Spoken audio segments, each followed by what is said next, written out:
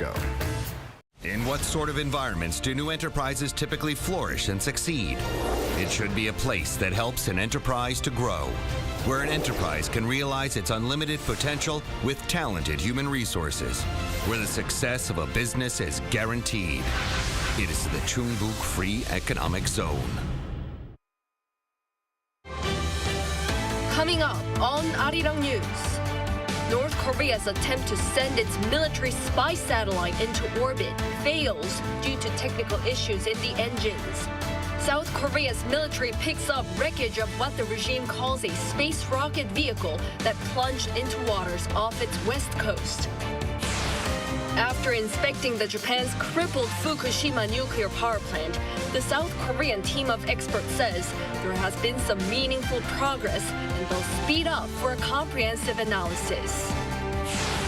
The South Korean government introduces a so-called emergency care service program for those who need help due to a sudden injury or illness. This will include the age groups that have previously been excluded from the welfare service.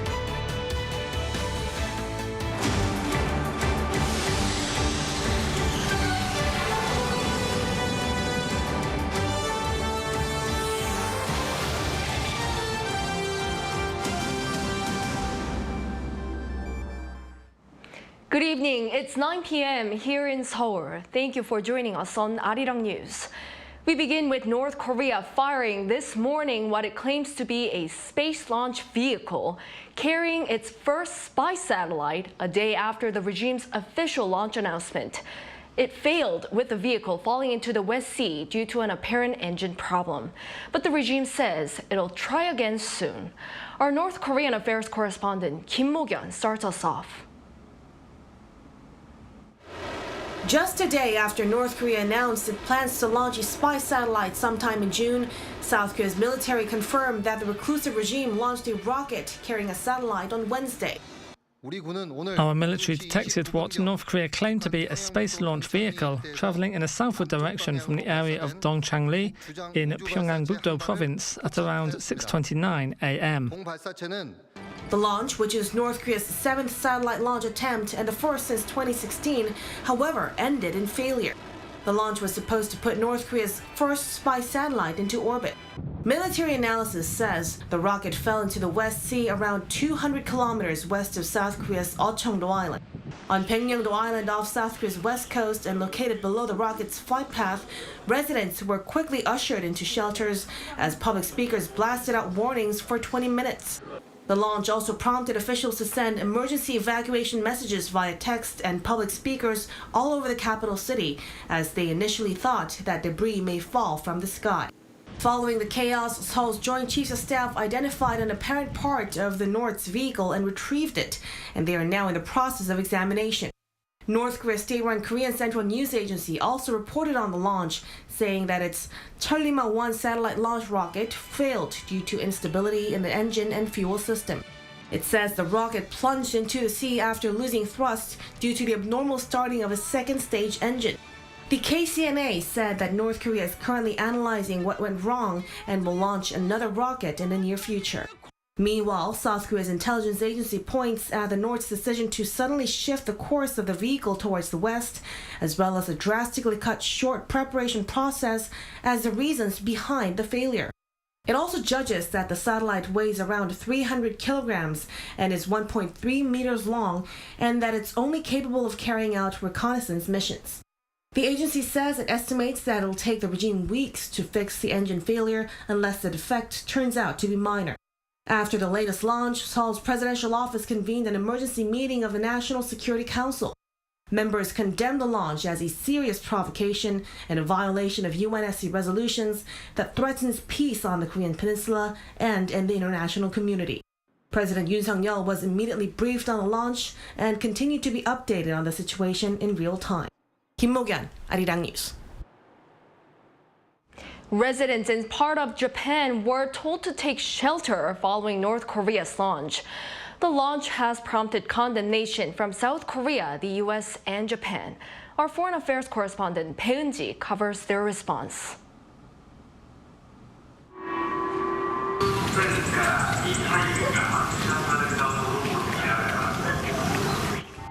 After North Korea launched what it claimed was a space launch vehicle, Japan briefly issued a rare emergency alert for Okinawa, urging residents to immediately take shelter inside a building or underground. The warning, issued at around 6:30 a.m., was lifted around 30 minutes later, after Japan's Coast Guard said the projectile was believed to have fallen into the sea. Due to the possibility that it could fall inside or fly over our country's territory, a J alert was swiftly enacted and information shared with the public. The Japanese government spokesperson also said Japan has lodged a complaint against North Korea through diplomatic channels in Beijing. He added that Pyongyang's continued actions threaten the safety and security of the country and the international community. Residents in Tokyo also received alerts via a phone app that usually sends warnings about earthquakes. If the satellite launch really was an unexpected failure, then that's concerning.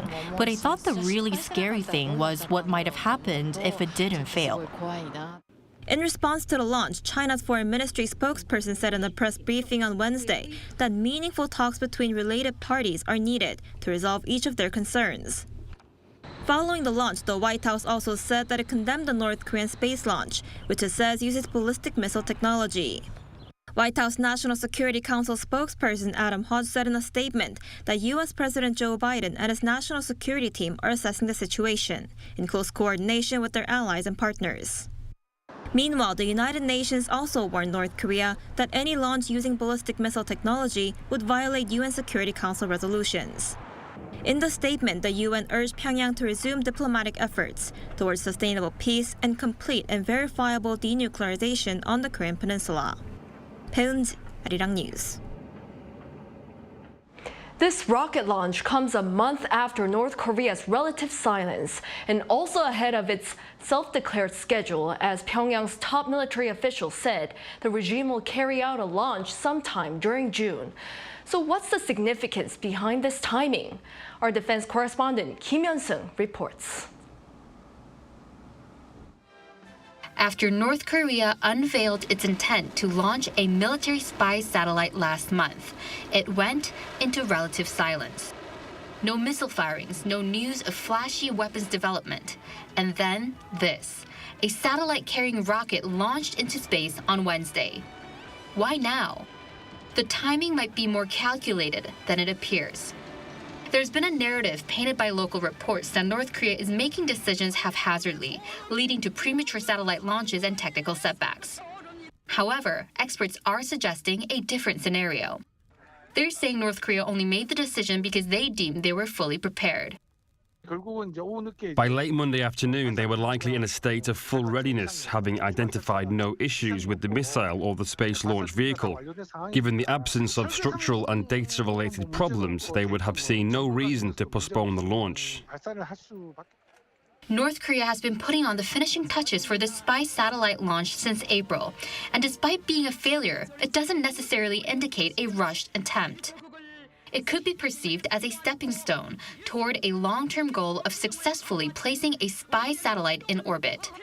Some also suggest that the timing was North Korea's plan to throw South Korea off, as North Korea's high-ranking military official Lee Byung-chul just on Monday said that North Korea will launch the spy satellite into space sometime during June.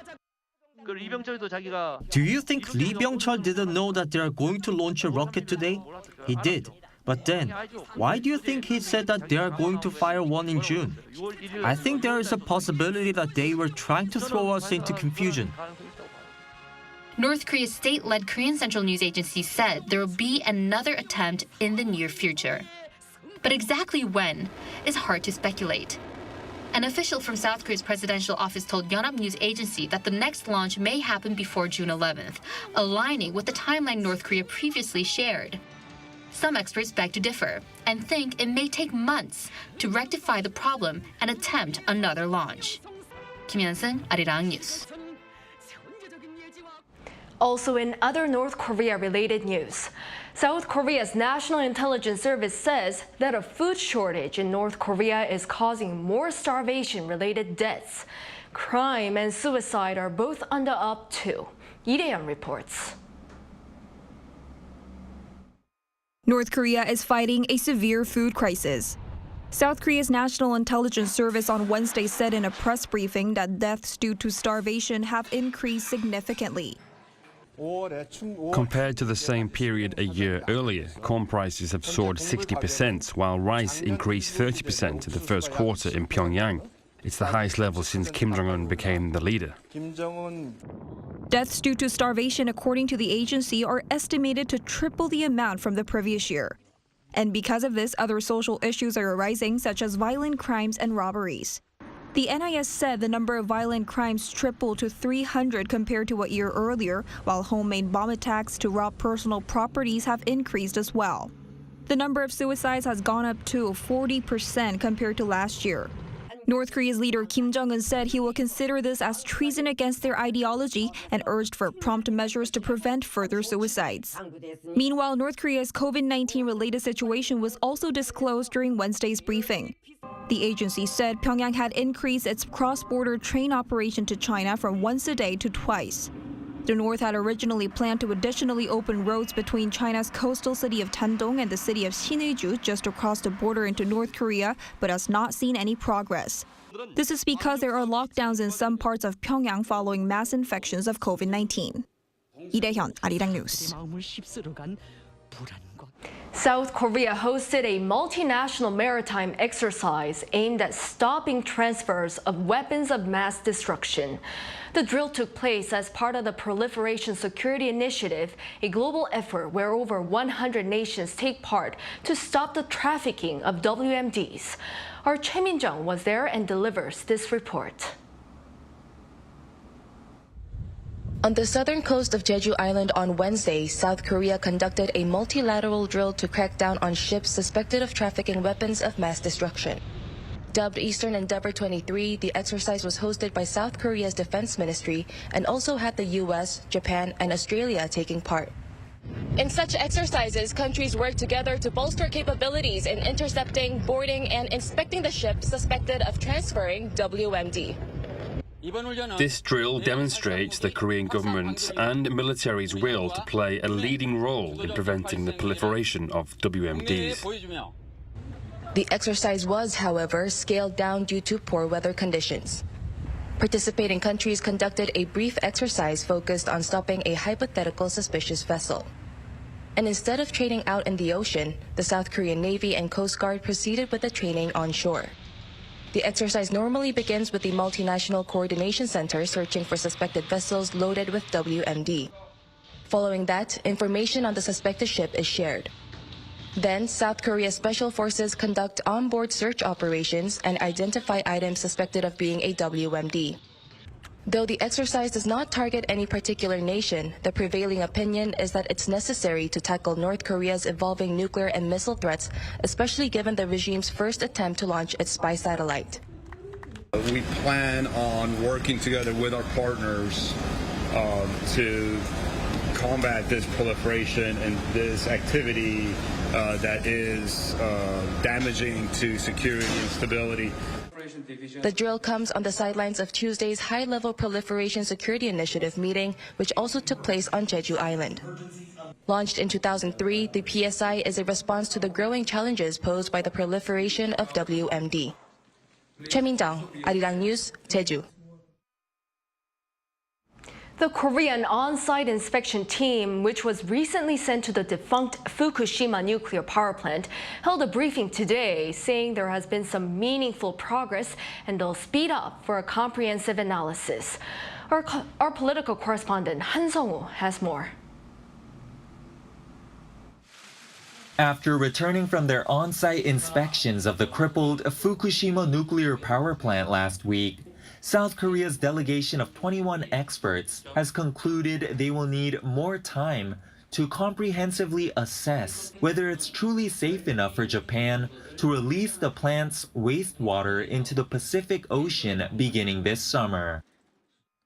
Through the on-site inspections and the detailed data that's been collected, meaningful progress was made in terms of a scientific and technological review of the plant's facilities. But further analysis will be needed to reach a more accurate, thorough conclusion on the facility's performance adequacy and potential for long-term operation. The head of the inspection team, Yoo Guk-hee, said during a briefing on Wednesday, however, that the delegation managed to obtain various relevant data from Japan, including raw data on the radioactive water's concentration levels at the advanced liquid processing system's entrance and exit, allowing them to determine how contaminated the water is before and after multinuclide removal treatment. He added that the team was able to examine the emergency isolation valves designed to immediately halt the discharge of ALPS-treated wastewater into the sea should an abnormality arise. We confirmed on-site that extra, manually maneuverable valves were installed in case of the emergency valves don't work. The emergency valves were also designed to close automatically in the event of a power failure. Yu cautioned, though, that the fact the power plant's facilities were installed according to design does not guarantee their performance. Moving forward, he said the delegation will examine more data coming from Japan and keep in touch with Japanese authorities for further inquiries. 한성우, Arirang News. President Yoon Suk-yeol says South Korea and Japan have seen a complete relationship recovery through 3 bilateral summits over the past 2 months.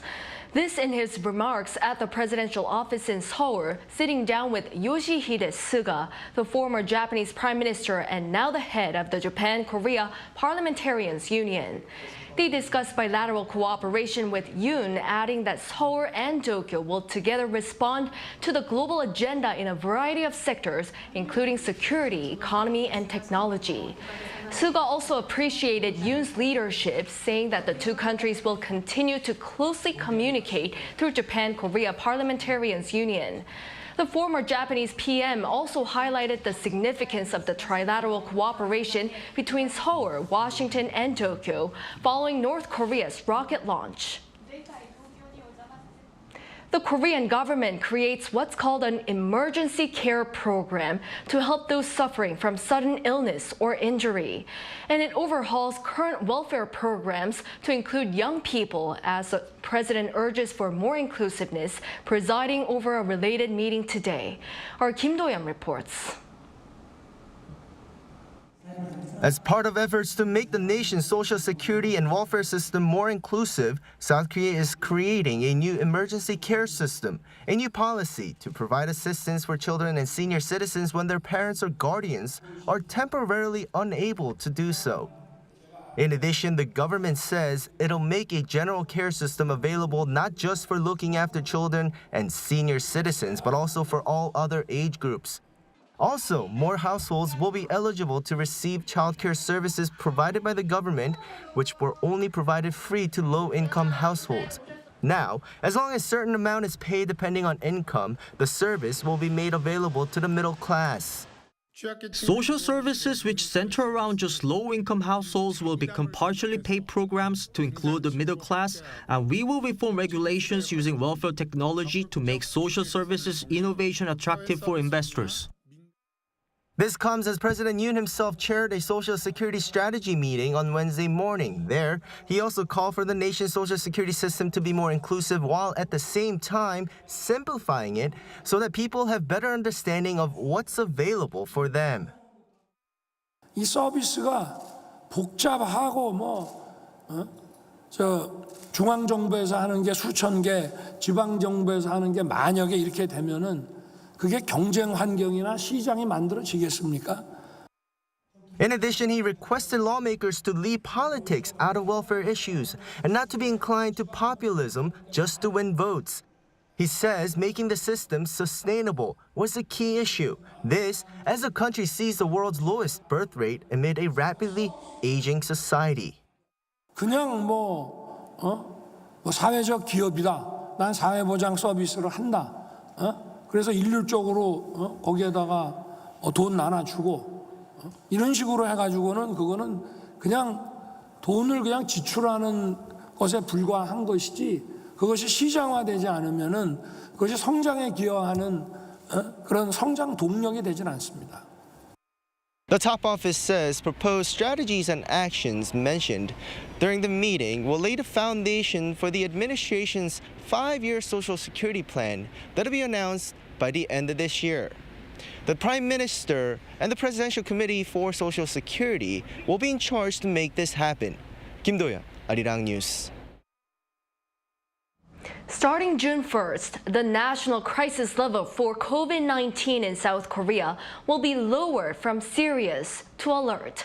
This is according to an earlier announcement by the government stating that it'll determine the exact date for future action based on further developments. Within the lowered alert level, there'll be no mandatory self-isolation for confirmed cases of COVID-19. The indoor mask mandate at clinics, doctors' offices, and pharmacies will be lifted, except for high-risk facilities such as senior care centers and hospitals. The number of new cases in the final week of May decreased by about 8% to around 17,000 compared to the previous week. South Korea's overall industrial output in April saw the biggest drop in 14 months. Retail sales also contracted. Our Lee Soo-jin has what this means for the economy. South Korea's industrial production fell in April.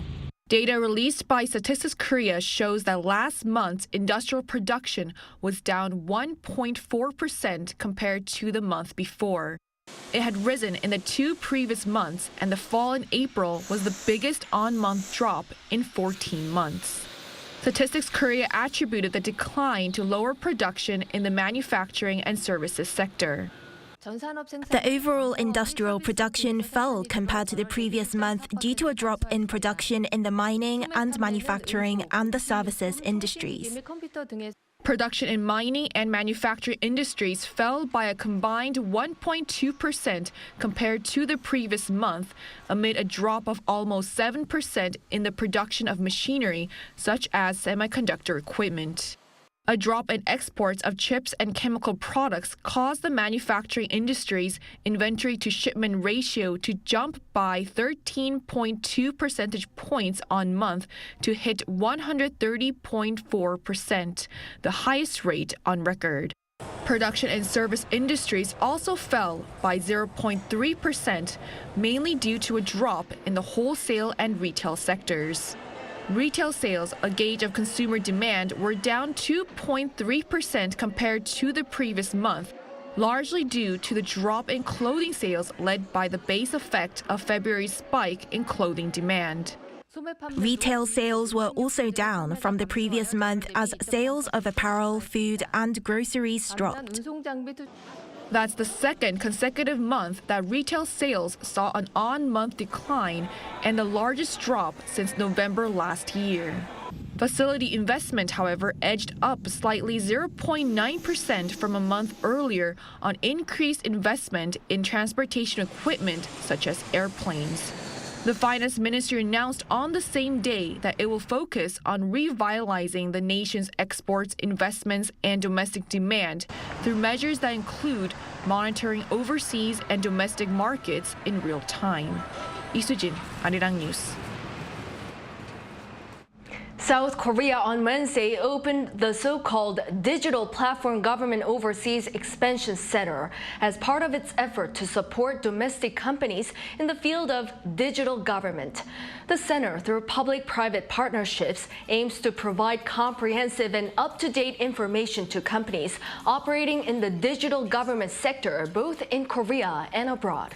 It'll also establish connections between various businesses and high-potential digital government services for exports.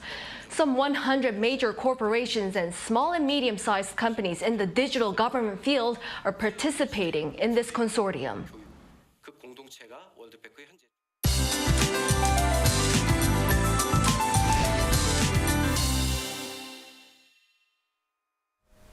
For tomorrow, central regions will see temperatures close to sweltering. Seoul will see highs of 28 degrees, while Gangneung will see maximum temperatures hiking up to 29 degrees. But for the south of the country, where a low-pressure system is covering the region, occasional showers are expected. Rain clouds are more clustered across the south of the country. Therefore, Jeju Island will see the most amount of rainfall with up to 10 to 40 millimeters in the forecast. The south coast will see 5 to 20. The rest of southern regions and the surrounding areas will see around 5 millimeters. Although there will be more clouds tomorrow, UV radiation will stay intense. Inland regions will see UV ray index in the high to very high range. Morning temperatures will be a tad warmer tomorrow. Seoul will start off at 19 degrees. And showers will become more widespread by the daytime. Seoul will get up to 28 degrees. Gwangju 24. Busan will be breezier at 21 degrees. And for this weekend, unseasonable heat will take over with highs of 29 degrees Celsius. That's all for now, and here are the weather conditions around the world.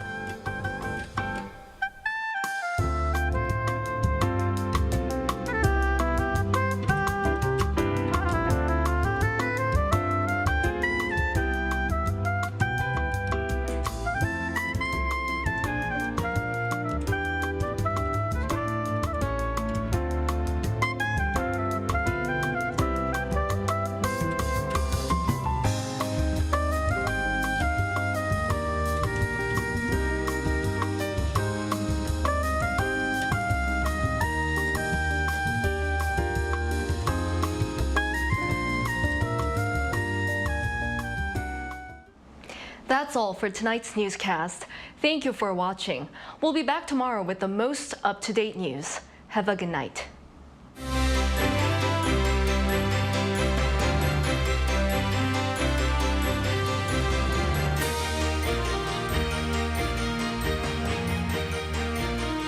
In what sort of environments do new enterprises typically flourish and succeed?